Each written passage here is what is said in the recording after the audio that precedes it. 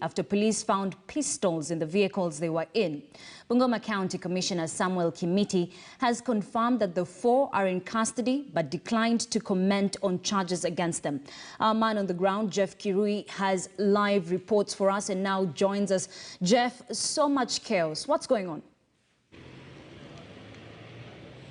Well, very good afternoon, Ashley. Indeed, I can confirm that the 4 have actually been arrested and they are in custody of police. And a few minutes ago, each one of them was actually being taken to account for everything personal, or rather all the personal belongings in their cars, and then being returned to the cells. And from our unconfirmed reports is that they might be moved to Kisumu, pending, of course, arraignment. But of course, that is subject to confirmation from the security personnel, specifically the county commissioner. But as it stands now, everything here is calm, apart from a few issues which we managed to of course, come about in the morning during our spot checks earlier in the day. And one of them is that a vehicle belonging to one of the candidates was actually stoned and vandalized in Nalondo, that is in Kabuchai constituency. So those are some of the issues which we'll be expecting the county commissioner to comment on, regarding also another allegation that there has been rampant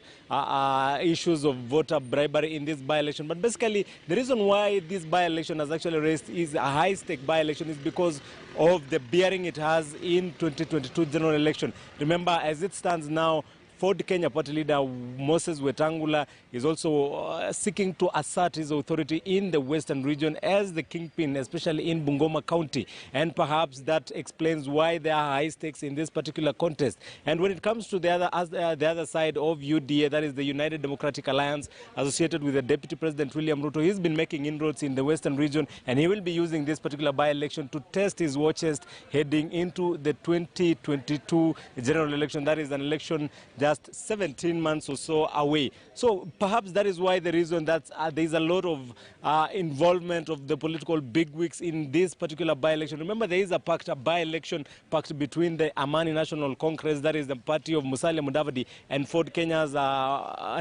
of course, under Moses Wetangula, that in Kabuchai, ANC will be supporting Ford Kenya candidate, and in Matungu, Ford Kenya will be supporting ANC candidate. So perhaps that is why this by-election as well is a high stake, in the sense that there is a merger being mooted by ANC and Ford Kenya. So this will be an acid test for the coalition, for the merger, if it will stand. Remember, however way the outcome of this particular by-election in some aspect will actually determine how the vote will go in 2022, in giving these political bigwigs an opportunity to test their, of course, their authority in the region. Back to you, Ashley.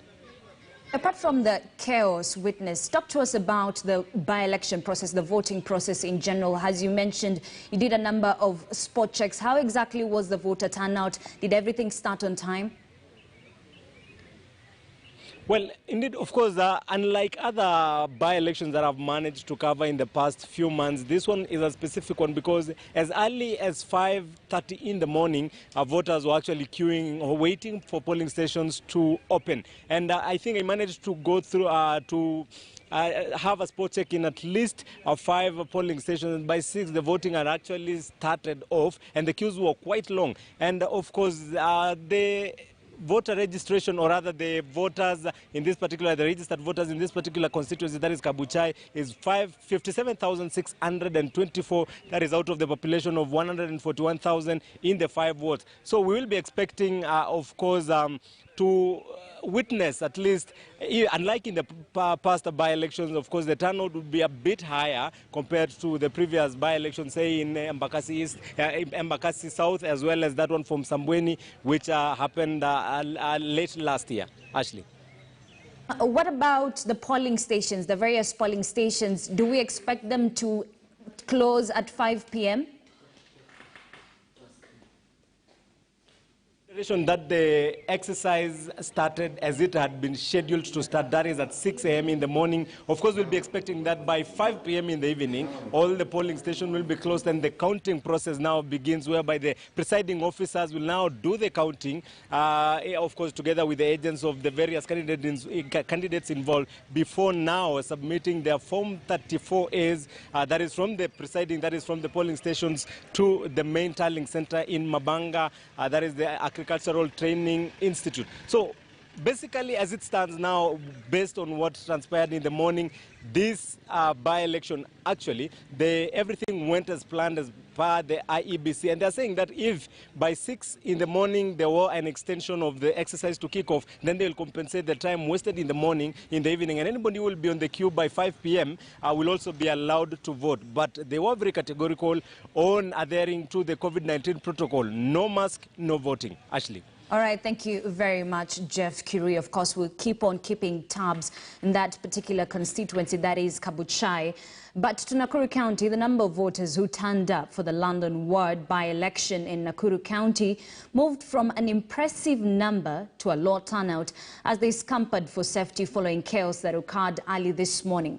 Police lobbed tear gas canisters to quell the situation after area youth engaged in fistfights with leaders, among them Langata Member of Parliament Nixon